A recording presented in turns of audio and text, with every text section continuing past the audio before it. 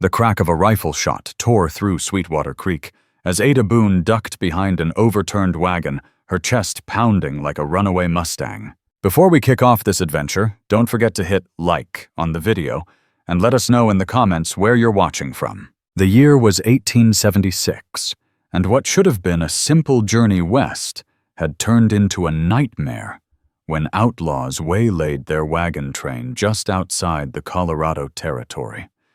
With her family's belongings scattered across the dusty trail, and the other travelers either cut down or scattered to the wind, Ada found herself utterly alone for the first time in her 22 years. A warm trickle of blood slid down her temple where a bullet had grazed her, but that pain was nothing compared to the hollow ache spreading in her chest.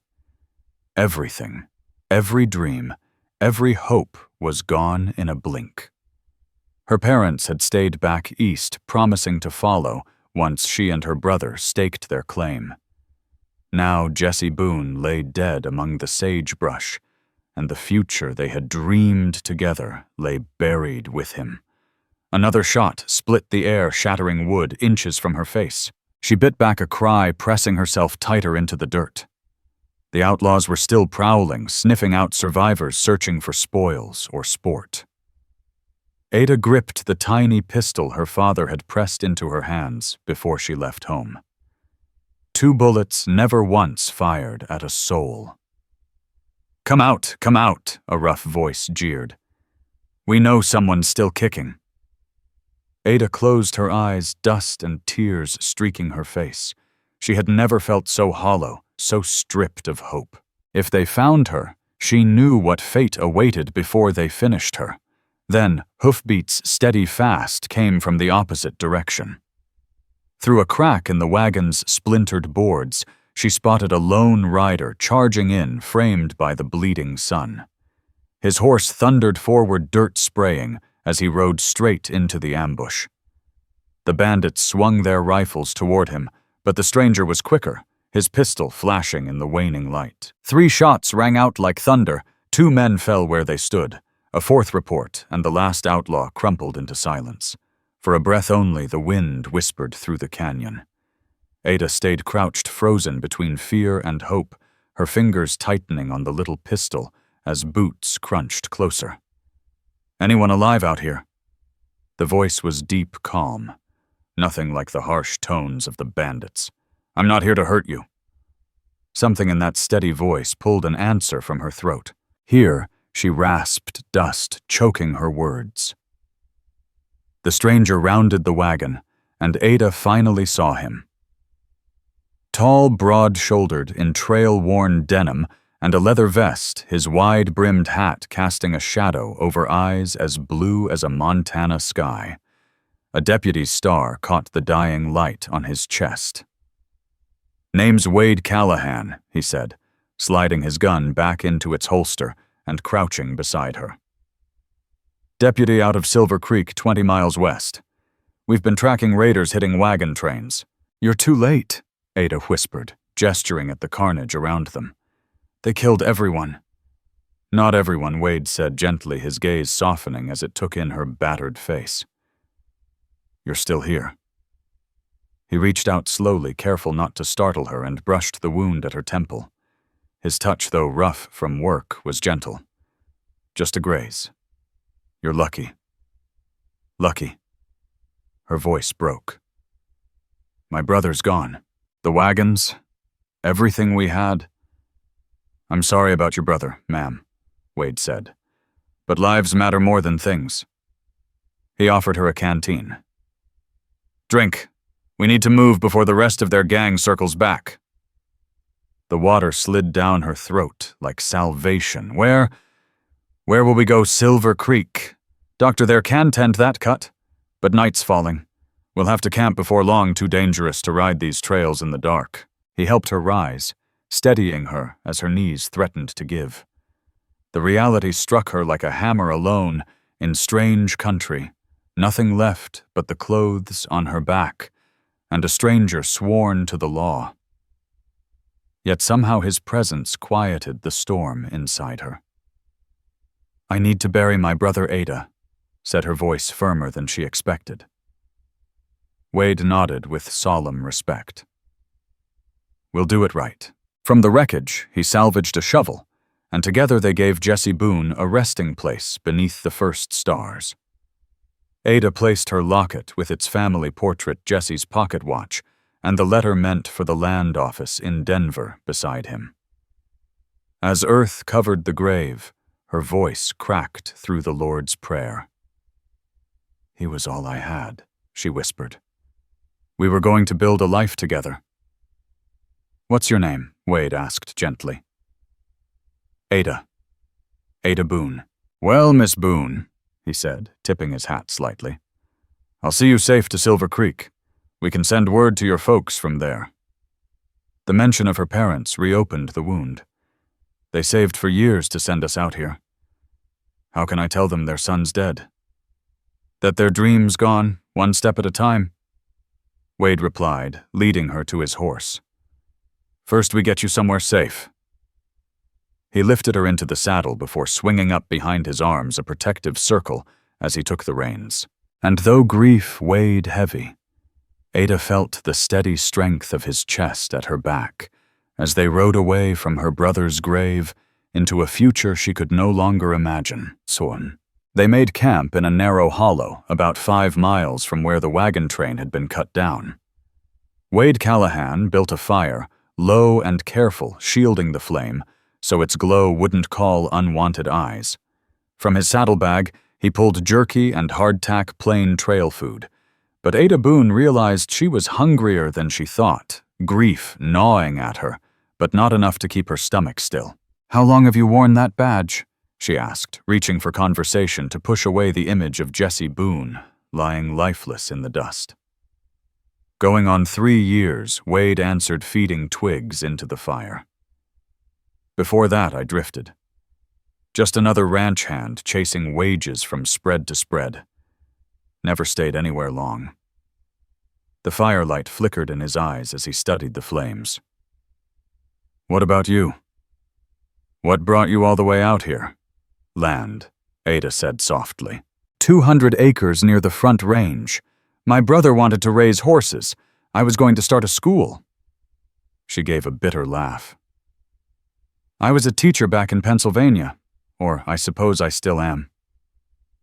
You still are, Wade said, steady as ever.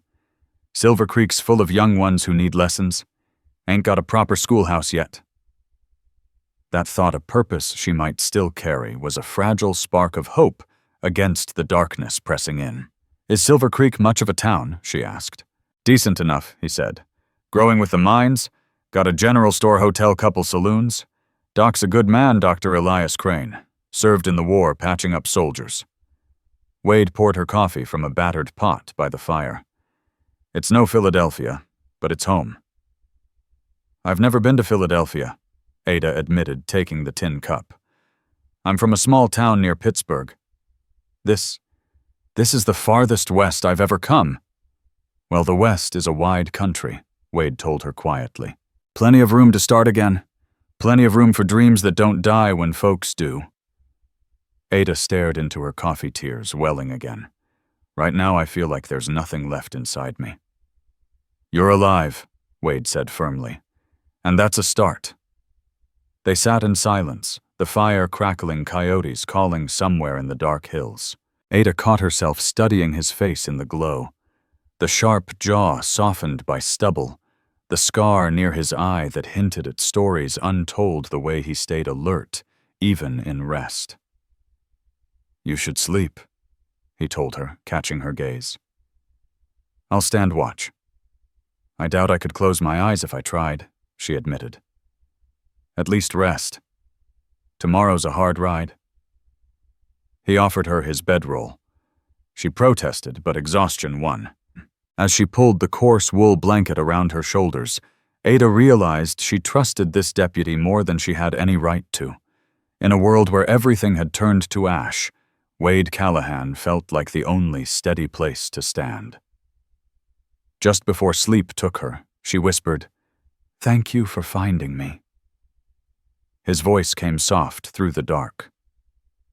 Sometimes, Miss Boone, the best things in life find us when we're not looking. Morning brought stiff muscles and the weight of grief, but also a stubborn will she hadn't felt the night before.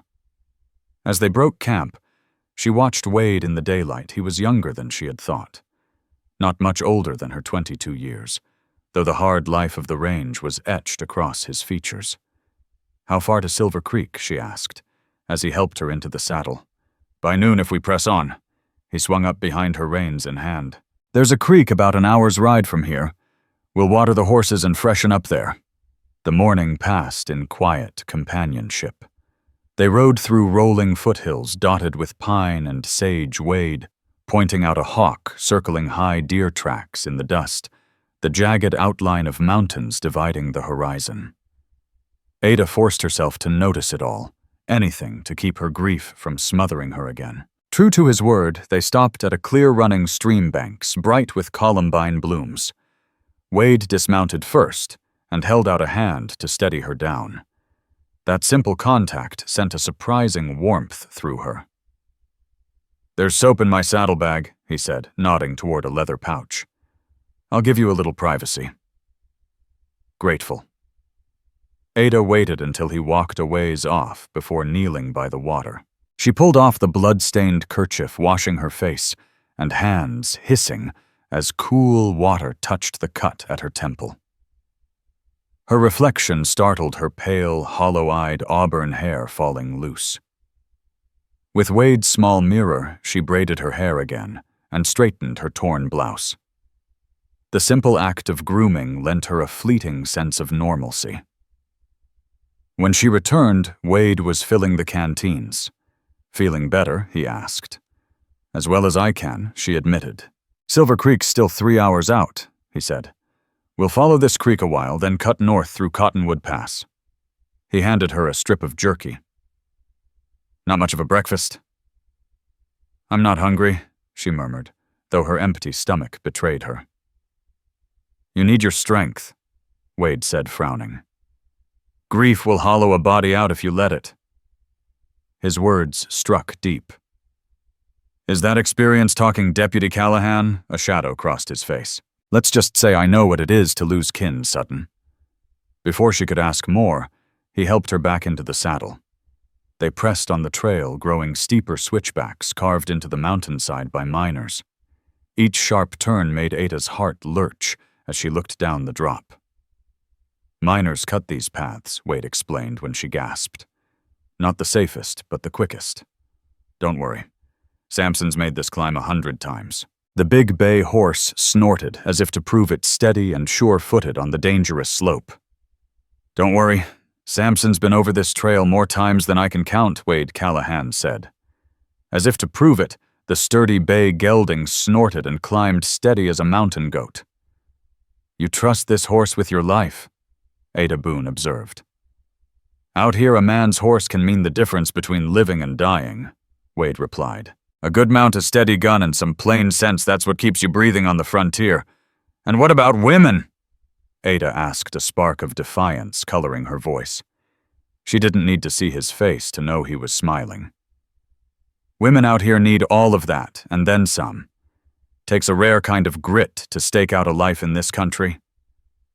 "I don't know if I've got that kind of grit," Ada admitted, her thoughts dragging back to Jesse Boone's body in the sagebrush. "You made it through an ambush that killed everyone else," Wade said firmly.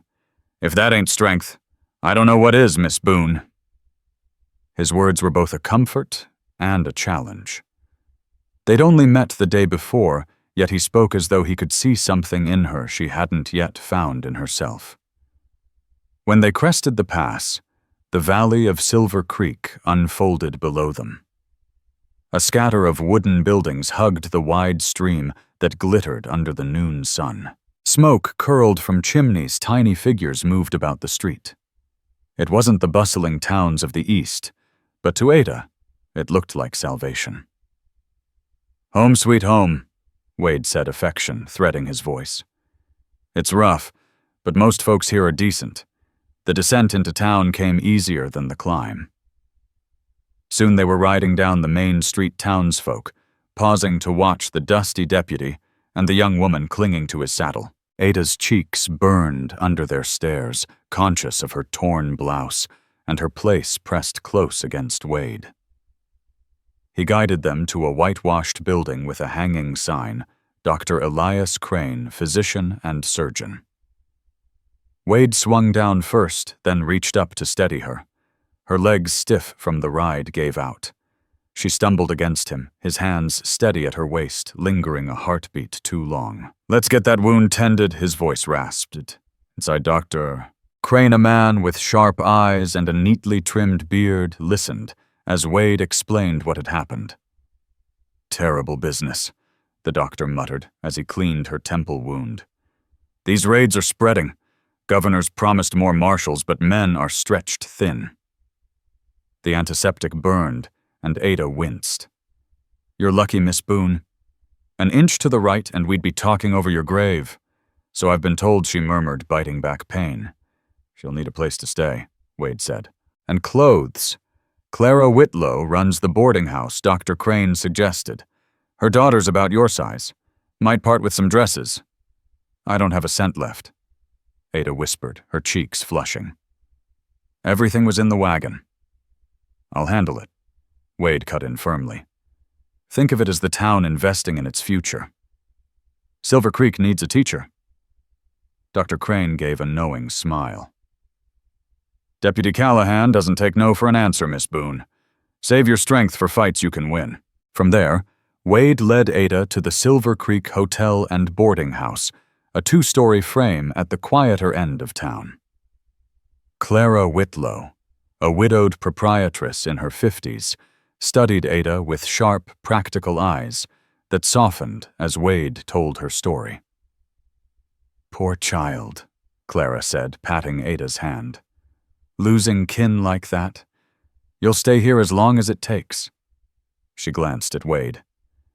"And the town will see to her expenses, won't it?" "Deputy, consider it done," Wade replied.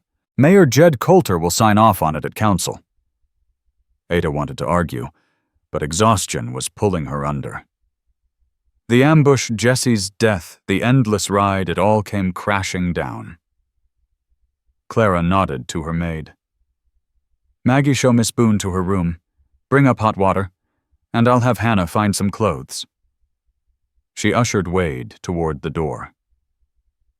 "The girl needs rest, Deputy. Come back tomorrow." Wade tipped his hat. "I'll check on you in the morning, Miss Boone." "Thank you." Ada whispered the words too small for all he'd done. Upstairs, Maggie led her into a modest but tidy room with a narrow bed, a washstand, and a chest of drawers. A window opened to the creek below, the sound of running water soothing her frayed nerves. Hot water and a plain nightgown were delivered just as promised. Ada washed as best she could, slipped into the borrowed garment, and let exhaustion drag her into sleep. Dreams came, Jesse's blood on the trail, the bandits' laughter, but tangled among them were flashes of blue eyes and the solid strength of arms that had shielded her. Morning light poured through the window. On the chair, neatly folded, lay a stack of clothing. A note in a woman's hand read, "These belonged to my daughter before she married and moved to Denver. They should serve you well until you can have something made. Welcome to Silver Creek, Clara Whitlow." Grateful for the kindness of strangers, Ada slipped into the calico dress and shawl. They were plain but sturdy, and for the first time since the ambush, she felt clothed in more than grief. The dress and shawl were plain, a bit out of fashion, but sturdy and clean. Ada Boone braided her auburn hair, pinning it up as best she could without a mirror, then made her way downstairs. The boarding house dining room sat empty except for Wade Callahan, who rose the second she stepped inside. He'd clearly made an effort, shirt, scrubbed hair, combed jaw, freshly shaved. The polish softened him, made him look younger, almost boyish. "Mornin'," he said, pulling out a chair. "Clara Whitlow saved you some breakfast," he added. "What time is it?" Ada asked, realizing she had no sense of the hour. "Just past 10. You needed the sleep." He poured her a cup of strong coffee. "How you holdin' up?" "Better," she admitted. "Thank you." The coffee was harsher than she was used to, but the warmth was welcome. "Any word about the raiders?" "Sheriff Roy Cutter rode out at dawn with a posse." Wade answered, his expression hardening. "They'll comb the site, see if they can track the Crowe Gang. These aren't just common highwaymen," he went on. "They're organized, hitting wagon trains, stagecoaches, whole stretches of the territory. The army's been called in," he added with a grim shake of his head. "But they're tied up with trouble farther north."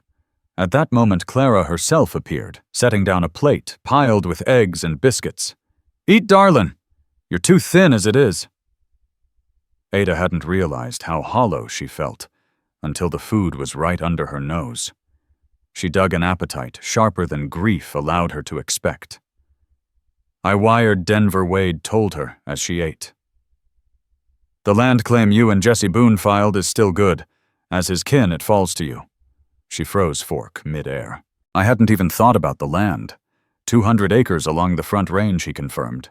"Good water rights. Prime ground." "I don't know the first thing about ranching," Ada admitted. "That was Jesse's dream. I only meant to teach." "You've got choices," Wade said. "You could sell it, or lease it out while you start a school. Or," he hesitated, "you could go back east. No one would blame you." The very thought struck something fierce inside her. "No, I came west for a reason. Jesse believed in what we were doing. I won't dishonor him by walking away." A smile tugged at Wade's mouth, softening the hard lines of his face. "That's what I was hoping you'd say." After breakfast, he offered to show her Silver Creek. The town was small, just one main street with a few alleys, but it held everything a body needed: general store, smithy, livery hotel, 2 saloons, a modest church, and the sheriff's office where Wade worked. "We've grown plenty these past 2 years, he explained as they walked. "Silver strike in the hills brought miners. Miners bring families. Families bring needs. For schools," Ada said quietly, noticing a handful of dusty-faced children playing in the street. "Exactly." Wade nodded. "Council's been talking about building a proper schoolhouse. But first we need a teacher." He shot her a sidelong glance. "Would you take the job, even temporary at least, until you decide what to do with your land?" The thought stirred something in her chest. Teaching was what she knew, what she loved. "I'd need supplies. Books. The town can provide them. Pay won't be much, but enough to live on." As they spoke, music floated on the breeze, drawing them toward a big tent at the edge of town. Inside, a woman in a faded blue dress sang to the tune of an out-of-tune piano, her voice soaring over the humble crowd. "She's good," Ada whispered, a pang of homesickness tightening her throat. "Ruby Lane," Wade told her. "She's been traveling with this show for years. Story goes, she once aimed for San Francisco opera houses and big stages but never made it past Colorado." There was something in his tone that made Ada glance at him. "You admire her." "I admire anyone who brings beauty to a place as rough as this," he said simply, meeting her gaze. "Takes courage." The moment stretched thick with something neither dared name. Ada looked away first, her heart thudding faster than it should. Ruby finished her ballad to warm applause, and as the audience began to file out, Wade touched Ada's elbow. "There's someone you ought to meet." He led her toward a silver-haired man standing near the stage, his presence commanding even without a gavel in his hand. "Judge Whitmore," Wade said. "Handles the county's law. He can help settle your brother's affairs." The judge's voice was deep, steady, used to silence in courtrooms. "A hard loss, Miss Boone. My condolences. Deputy Callahan was right to bring you.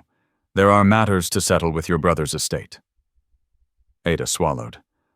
"I don't even know where to start." "First things first, we need to put the ambush on record," Judge Whitmore said. "I'll need a sworn statement from you." He glanced toward Wade Callahan. "Has Sheriff Roy Cutter come back yet?" Wade asked.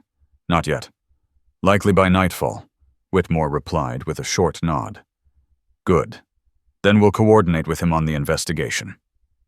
Turning to Ada Boone, he added, In the meantime, I'll draw up papers to secure your rights to your brother's estate. Do you have anything from the land office letters deeds, just what I managed to save? Ada answered, reaching into the pocket of her borrowed dress.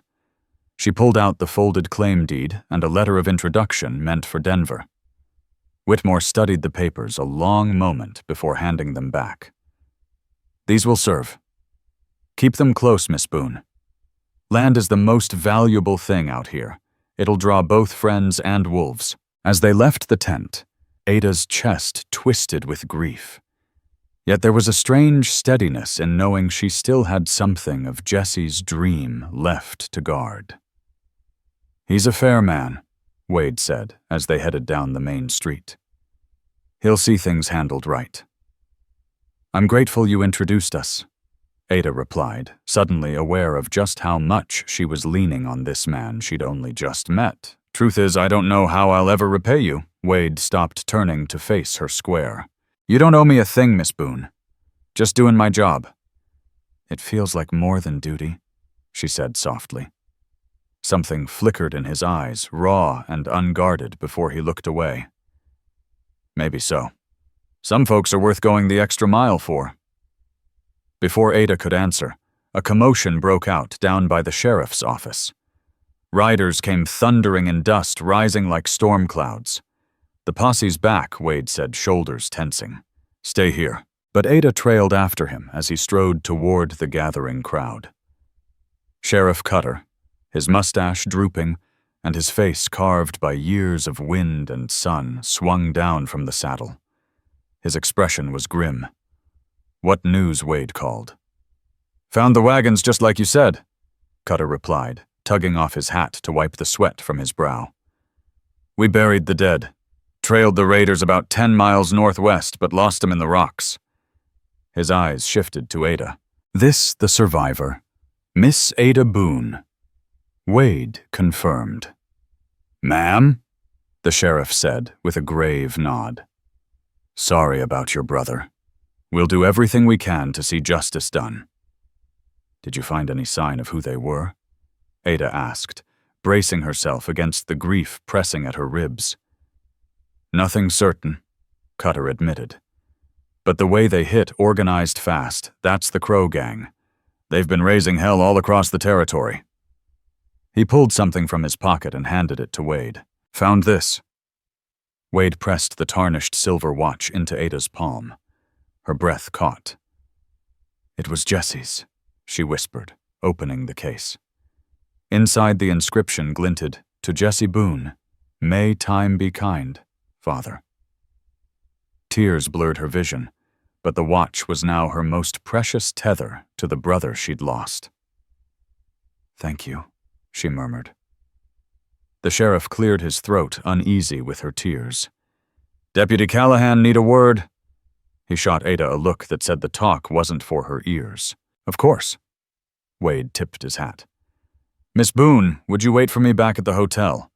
Won't be long. Clutching Jesse's watch, Ada turned back toward the boarding house, her heart heavy, but her steps steady. Memories swirled through her mind, the laughter she and Jesse once shared, the dreams they carried, and the fragile thread of determination not to let them die. Clara Whitlow was sweeping the front porch when Ada returned. There you are, dear. A letter came for you. She handed over an envelope. Telegraph rider brought it from Fort Collins. Puzzled, Ada examined the address, Miss Boone, care of Silver Creek Township. No sender listed. Breaking the seal, she unfolded the paper. Miss Boone, I represent interests keen to purchase your land claim immediately. Will offer $500 in cash. Expect our arrival in Silver Creek within the week to discuss terms. Respectfully, Vance Mercer Morrison, Land and Cattle Co. Ada's brow furrowed. $500 was no small sum enough to return east in comfort or start anew here. But the timing stank. How had this man known she was in Silver Creek? The claim had been filed in Denver. She was still turning the letter over in her hands when Wade returned, his face shadowed with concern. He spotted her on the porch and quickened his pace. "Everything all right?" Ada Boone asked as Wade Callahan strode toward her on the boarding house porch. The sheriff's uneasy Wade said in a low voice, "Looks like the Crowe Gang may not be finished with what they started. They might have been after more than wagons and supplies." Ada frowned. "What do you mean one of the bodies carried a map your land marked plain as day?" Wade's eyes swept the street to make sure no one was listening. "Roy Cutter thinks this wasn't some random raid. They wanted your claim." Her stomach dropped. She pulled the letter from her pocket and handed it to him. Could this tie-in Wade read quickly, his brow furrowing? "Vance Mercer, Morrison Land and Cattle. He's Cole Hart's brother-in-law. And $500 is a fool's price for land with water rights." "Too neat, Ada. Too fast. You're saying the same men who killed Jesse are trying to buy our land." Her voice trembled with fury. "It fits the pattern. Kill off rightful heirs, swoop in with an offer no grieving soul can refuse. I've seen it before." His jaw clenched. "What am I supposed to do?" "First, don't sell," Wade said firmly. "And don't let anyone know you've pieced this together. If Mercer comes to town, play polite. Show interest, but don't commit." His hand settled gently on her shoulder. "Meanwhile, we need to get you out to your land and stake presence. A body on the land strengthens the legal claim." Ada's voice caught. "Is that safe?" "If they killed Jesse for it." "You won't be alone," Wade said, eyes steady on hers. "I'll ride with you, and I'll bring men I trust." His tone softened. "I won't let harm touch you, Ada. That's a promise." It was the first time he'd spoken her name plain, and it sent warmth through her, even as fear curled in her chest. In that moment, standing in the sun's slant with his eyes locked on hers, Wade Callahan felt like the one steady anchor in a world turned treacherous. "When do we leave?" she asked, her resolve firming. "Dawn. Pack light." He gave her shoulder a reassuring squeeze. "You're not alone in this fight." That promise carried her through a restless night of half-dreams and flickering fears. By daybreak, Ada dressed in the sturdy skirt blouse and boots Clara Whitlow had given her. She braided her hair tight beneath a wide-brimmed hat. Outside, Wade waited with 3 horses, his own bay gelding, a mare gentle enough for Ada and a pack animal. Beside him stood a young man with dark hair and a quick grin. "Morning, Miss Boone," Wade greeted. "This here's Tay Iron Wolf, best tracker in the county, and a man I'd stake my life on." Tay tipped his hat. "Ma'am, sorry about your brother." "Thank you for coming," Ada said softly. "Call me Tay," he replied. He motioned toward the horses. "That's Daisy. She's steady. Won't give you any trouble." Ada stroked the mare's neck. The animal nickered low, easing her nerves. "We'll reach your claim by midday if we ride hard," Wade said, helping her into the saddle. "Judge Whitmore gave me copies of the papers your claims secure. They set out west of Silver Creek following game trails into rougher country." Tay rode ahead, eyes scanning the ground, while Wade stayed close at Ada's side, pointing out ridges and signs of wildlife. Despite the weight of their mission, Ada couldn't help but marvel at the country, the pines, the meadows, the sheer cliffs carved by time. "It's beautiful," she murmured as they stopped at a stream to water the horses. "Different than back east," Wade agreed, passing her a canteen. "Harsher, but honest. Is that why you stayed after drifting so long?" He smiled faintly. "Partly. This land gets into a man's blood. But mostly it's the people. Folks here build something from nothing. They stand by each other." His gaze lingered on her. "That's the kind of work I figure you'd understand." You're a builder too in your way. I'm a teacher, Ada corrected. Teachers build more than fences or barns. They build minds. That lasts longer. Before she could answer, Tay reined in, scanning the ground. We're close, he reported. Couple miles more, and we'll hit the North Fork, the line that marks your eastern boundary. As they rode on, Ada's chest tightened with anticipation. She and Jesse had talked for months about this land, about what it would become. Seeing it now without him was both painful and necessary. They crested a rise, and the valley stretched wide before them. A clear creek snaked through wildflower meadows, pine ridges rising on either side, snow still glinting on distant peaks. It's perfect, Ada whispered, tears stinging her eyes. Jesse chose well. There. Wade pointed toward a flat near the creek, sheltered by cottonwoods. Cabin'd go fine there. Protected from wind. Close to water. They rode down, dismounting near the site. It was easy to imagine the outlines of a home, a barn corrals, maybe even a schoolhouse someday. Tay crouched low, studying the earth circling wide around the clearing. At last he straightened, eyes narrowing. Someone's been here, he said quietly. Not long ago. The tracks told a story 3, maybe 4 men a few days ahead. Wade Callahan's hand drifted to the grip of his Colt without thinking. Crowe men, most likely, he muttered. Scouting the claim. What do we do? Ada Boone asked, a sudden chill running through her, despite the wide valley sunshine. We stake our ground, Wade said flatly. Set camp here. Tay and I will split the watch tonight. They got to work unsaddling horses, stacking firewood, laying out a makeshift camp. Wade showed Ada how to hobble the animals so they could graze without straying too far. Tay Iron Wolf vanished into the brush and came back with 2 rabbits for supper. When night fell, the valley was swallowed in stillness, broken only by coyotes' cries and the crackle of their small fire. Wade passed Ada a tin cup of coffee. What do you reckon Jesse would have built first? Her lips curved into a sad smile. The barn. He always said you tend your stock first, then yourself. He wanted Morgan said they had the strength, speed, and sense for this country. Tay nodded. Hard to argue. A Morgan'll do it all. And you, Ada Wade asked quietly. What would you have built? She blinked, caught off guard.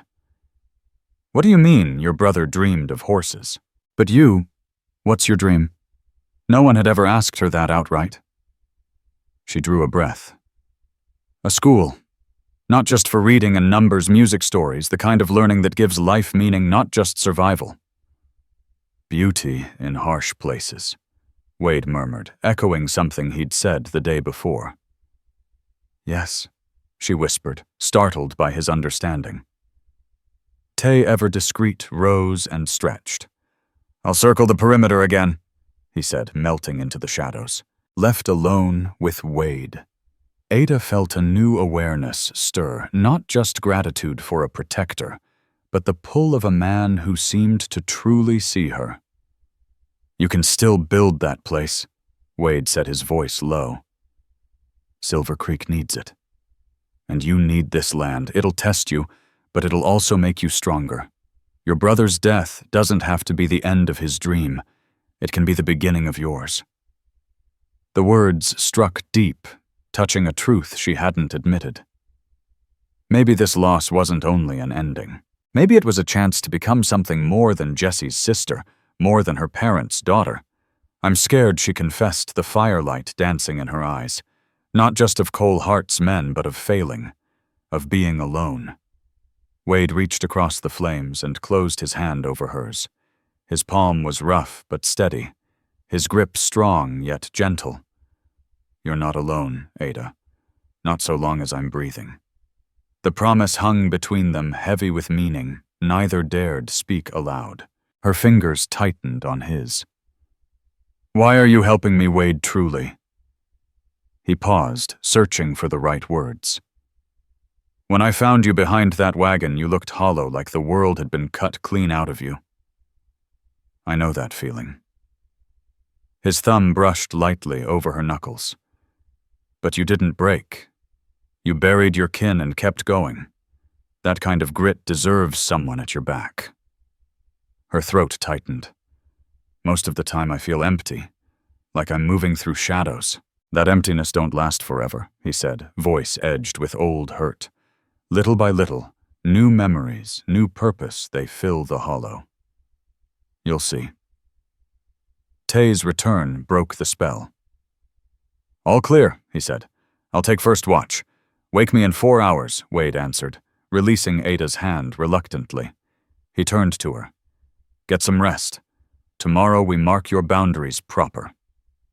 Wrapped in a bedroll beneath a sky of endless stars, Ada found sleep easier than she'd expected. The land that had felt so strange days ago now seemed to welcome her, as if it recognized her claim. At dawn, under Wade's steady guidance, they rode the edges of her property. Tay taught her how to read the land, the fork of the creek, the jagged rock face to the west, the southern ridge. Land speaks, he said. Tells you where water runs, where to plant, where to build. You just gotta listen. By afternoon, Ada saw it with new eyes. This wasn't only Jessie's dream anymore. It was becoming hers piece by piece. They were riding back toward camp when Tay lifted his hand sharply. Hold. He pointed to the horizon. A dark plume of dust rolled closer, moving fast. Riders, he said. At least 4. Maybe more. Wade's jaw hardened. Back to camp. If they want trouble, we'll meet 'em there. At camp, Wade Callahan moved Ada Boone behind the cottonwoods, using the trees as cover, while he and Tay Ironwolf spread out in defensive positions. Wade handed her a rifle from their gear. Only if you have no choice, he said, showing her how to work the lever. But I want you ready. 6 riders emerged from the dust, slowing as they drew near. At their head rode a man in a black coat, far too heavy for the warm day. The way they fanned out, precise and disciplined, made Ada's stomach knot. That's Vance Mercer, Wade muttered darkly. And those boys with him, they ain't simple ranch hands. The riders halted 50 yards out. Mercer lifted a hand in greeting, then nudged his horse forward alone. Wade stepped out to meet him, his easy stance hiding the steel Ada recognized in the set of his shoulders. Deputy Callahan Mercer called smoothly. Didn't expect the law out here. His gaze slid past Wade, fixing on Ada. And you must be Miss Boone. My condolences on your brother. What are you doing here, Mercer? Wade asked, voice flat, protective.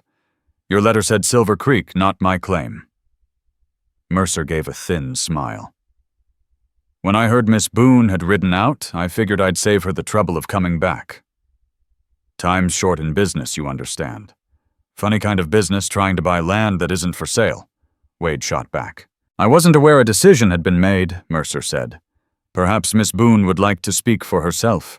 Ada stepped out, rifle tight in her grip. Mr. Mercer, I'll make myself plain. I won't be selling to you or anyone. $500 is no small sum. Mercer pressed his tone, sharpening. Undeveloped land, no improvements. As a woman alone, surely you don't mean to work it yourself. My plans are mine, Ada answered, steady as stone. And they don't include your company. Mercer's pleasant mask cracked. Best reconsider, Miss Boone. This country can be unforgiving without the right protection. The threat hung in the air like a storm about to break. Behind him, his men shifted uneasily in their saddles. She's got all the protection she needs, Wade said coldly, his hand loose but ready near his Colt. And you'd do well to remember threatening a landowner in front of a deputy is a fool's move. The tension stretched until Mercer forced another smile, tipping his hat. No threats, deputy, just friendly advice. My offer remains, Miss Boone. When you come to your senses, you'll know where to find me in Denver through the land office. He wheeled his horse and rejoined his men. They rode off at a steady pace, glancing back until the ridge swallowed them. "They'll be back," Tay said grimly once the dust settled. "And not for talk." "I know," Wade replied. "That's why we're pulling out. We've marked the claim, now it's time to get her back to town." They packed fast, leaving nothing behind. Ada cast one last look at the valley that already felt like it belonged to her, her heart tugging with both pride and sorrow.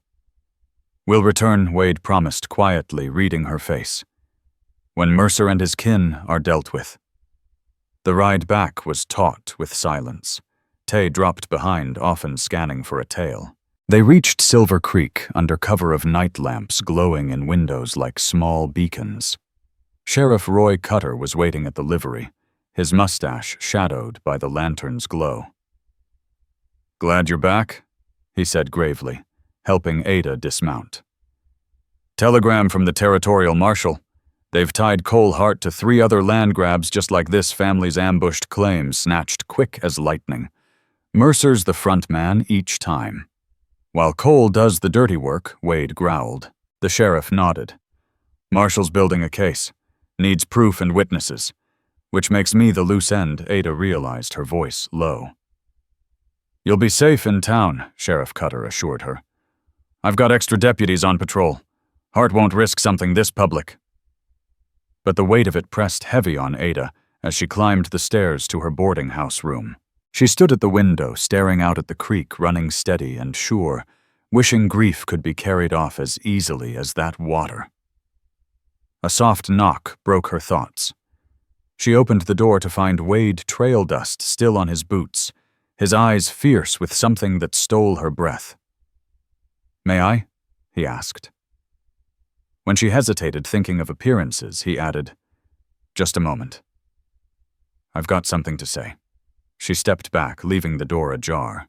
Wade remained near the threshold, hat in hand, his voice rough. "The sheriff's forming a special posse," he said. "We ride at dawn. Marshal's men will meet us. We're going after Cole Hart and the Crowe Gang." Ada's heart clenched cold. "That's dangerous." "It is," he admitted. Then he stepped closer, eyes locked on hers. "Ada, when I found you after the ambush, you told me you felt empty inside. I haven't stopped thinking about that since." Ada Wade Callahan pressed on, as though the words would vanish if he didn't force them out. "I know that hollow place you spoke of. When cholera swept my family away, I wandered like a man already buried, just trying to outrun the ache." His voice roughened, edged with pain, long carried. "But these last few days with you, watching your grit, the way you cling to hope, in spite of everything, you've filled something in me I thought would stay dead forever." His bare honesty cut straight into Ada's grief. "I'm still broken," she whispered. "Still mourning." "We're all broken in our own ways," Wade answered, stepping close enough for her to feel his warmth. "But broken things can be mended. Emptiness can be filled." He reached slowly, giving her a chance to turn away, and brushed a loose strand of hair from her cheek. His touch was reverent, almost afraid. "I ride out tomorrow," he said softly, "and I don't know if I'll come back. But I couldn't leave without telling you you've become precious to me, Ada Boone, more precious than I ever thought anyone could be." Tears welled in her eyes, not grief this time, but something sharper, fear for him, wonder at what had taken root between them, and a fragile hope. "I don't want you to go," she confessed, leaning into his hand, "but I know you must." His palm cupped her cheek as though he could memorize her face. "If I return, and I mean to, would you let me court you proper? See if what's begun between us could grow into something lasting." Ada closed her eyes for a moment, then opened them with quiet resolve. "It feels like I've known you longer than a handful of days," she whispered, "as if my heart recognized you the moment you pulled me from that wagon." "Maybe it did," he murmured, his thumb tracing her cheek. "Some things can't be explained." Overcome. Ada pressed her forehead against his chest. His arms closed around her, strong but tender, the shelter she had yearned for. "I am empty," she whispered, echoing her earlier words. "Everything I thought life would be died with Jesse." Wade's hand cradled the back of her head. His voice trembled with promise. "Then let me fill you with forever. Let me show you life can begin again, even after the worst loss." The words rang through her like a church bell, clear and steady. She lifted her face and met his lips in a kiss that spoke of hope and futures they hadn't dared to imagine. When they broke apart, she saw her own wonder mirrored in his eyes. "Come back to me," she whispered fiercely. "Whatever tomorrow brings, come back." "I will," he vowed, "because now I've got too much to live for." He left soon after leaving her with a heart full of prayer and longing. She slept little that night, torn between dread for the morning and fragile dreams of what might come after. At dawn, the posse rode out Sheriff Roy Cutter, at the lead Wade and Tay Iron Wolf riding point. From the porch of the boarding house, Ada watched Wade turn in the saddle for one last look. He tipped his hat, a silent promise, heavier than words. 3 days crawled by without word. Ada buried herself in plans for the school, counting donated books and securing supplies with Mayor Jed Coulter, and the council, though every rider in the distance made her heart leap. Each time, hope soured into disappointment. On the 4th day, while she sorted through a stack of worn primers, Clara Whitlow appeared in the doorway. "Riders coming," she said, her tone carefully steady. "Looks like the posse." Ada's hands dropped the book she held as she rushed outside. The men rode in weary and dust-stained, some bandaged, all silent. Her eyes searched frantically. She didn't see Wade. Sheriff Cutter dismounted first, grim-faced. "Miss Boone," he began, and her world tilted. Then she caught sight of movement at the rear, 2 men holding up a third between them. The rider slumped in the saddle, pale but alive Wade. "He took a bullet meant for me," Tay explained quickly as they lowered Wade from his horse. "But he dropped Cole Hart before he fell." "Put him in the ground! Get him to Dr. Elias Crane, quick!" Clara barked, already taking charge. The next hours blurred into fever and prayer as Dr. Crane dug the lead from Wade's shoulder and fought the blood loss. Ada never left his side, bathing his forehead with cool water as he drifted in and out of awareness. Later that night, Sheriff Cutter stopped in. "Most of the Crowe Gang is either dead or captured," he said gruffly. "And Mercer, too. We found papers in Hart's camp tying them straight to your wagon ambush, and 3 other killings. Jesse's been avenged, Miss Boone, and your land is safe." The words gave her a hollow sense of closure. But all that mattered lay on the table before her. Wade pale and still, his life balanced on a knife's edge. Dawn's light was just breaking when his eyes finally opened, locking on hers. His lips parted in a weak smile. "You're still here." "Where else could I be?" she whispered, holding his hand carefully. "Did we get them?" he asked, voice faint. "All of them," she answered softly. "Cole Hart's gone. The rest locked up." Sheriff Roy Cutter had told her earlier. "Proof ties them straight to your wagon train." Now by Wade's bedside, Ada Boone squeezed his hand. "It's finished, Wade. Truly finished." Relief softened his rugged features. "Your land is safe now." "Our land," she corrected gently. His brow lifted, and she pressed on her cheeks, flushing, but her voice steady. "If your offer still stands, I'd like to accept it. Not just your courtship, but a partnership. Your knowledge of ranching my plans for a school. Together, we could make something lasting on that land. Despite his weakness, Wade Callahan propped himself on one arm, a hint of fire in his eyes. Ada Boone, are you asking me to marry you? I'm asking for a beginning, she whispered, her heart hammering. I was empty, Wade. But you've filled me with something I never thought I'd find out here, a future worth fighting for. His hand rose, brushing her cheek in the same tender way he had that night in her room. I meant what I said then. I want to fill your life with forever, with family purpose, and a love that won't end. Then do it, she breathed, leaning into his touch. Fill my emptiness with your forever, and I'll do the same for yours. His answering smile broke through the pain like sunrise through storm clouds. Then we've struck an agreement, Miss Boone. With surprising strength, he drew her close and kissed her a seal on a promise born of fire and loss.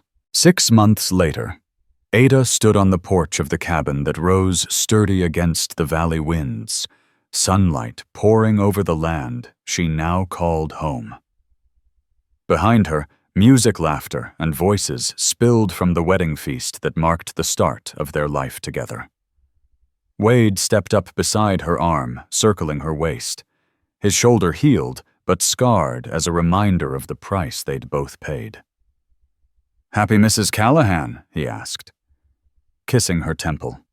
Completely, she said, leaning into him. Together, they looked over what they'd built, the strong walled cabin, the half-finished barn where Wade planned to raise the Morgan horses Jesse had once dreamed of, and the small schoolhouse by the creek, ready to welcome the children of new settlers. Come spring, more families will be here, Wade said. That school will be full before you know it. Our school? Ada corrected, smiling. He turned her gently, his eyes serious beneath the golden light. Do you ever regret it? Staying here instead of going back east after all you lost? She thought of Jesse, of the comforts she'd left behind. I miss my brother every day. And sometimes I miss what I knew back east. But regret? She shook her head softly, reaching up to trace his jaw. How could I regret finding you, finding myself? The emptiness that once haunted her hadn't vanished, but it had changed, making room for new love, new strength, new purpose. You filled me with forever, she whispered, lifting her lips to his as the sun dipped low over their land. And forever is only beginning. If this story has touched your heart, I invite you to stay with us to discover more true tales of the Wild West. Stories that honor resilience, tenderness, and the spirit that God placed in those who blazed the trail. Subscribe, share, leave your thoughts in the comments, and join us once again to journey across this untamed land. Thank you